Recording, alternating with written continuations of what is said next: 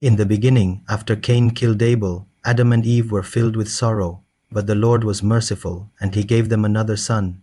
In the book of Genesis chapter 4 verse 25, it is written, Adam made love to his wife again, and she gave birth to a son and named him Seth, saying, God has granted me another child in place of Abel, since Cain killed him.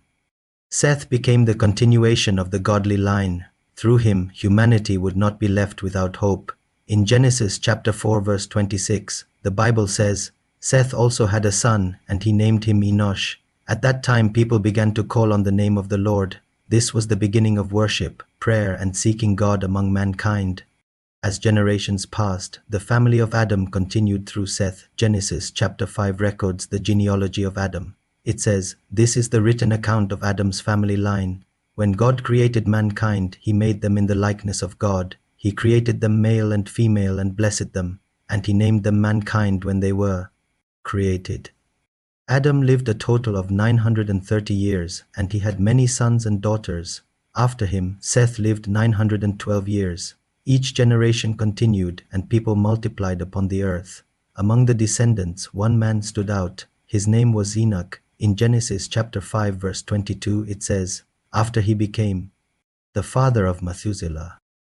Enoch walked faithfully with God 300 years and had other sons and daughters. Altogether, Enoch lived a total of 365 years. Enoch walked faithfully with God, then he was no more, because God took him. This was a unique moment in history.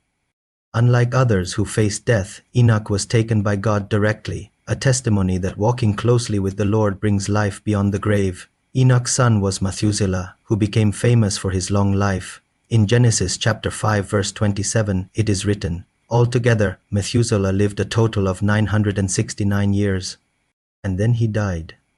He is remembered as the man who lived the longest on earth. The generations continued until Lamech, who became the father of Noah. Genesis chapter 5 verse 28 says, when Lamech had lived 182 years, he had a son.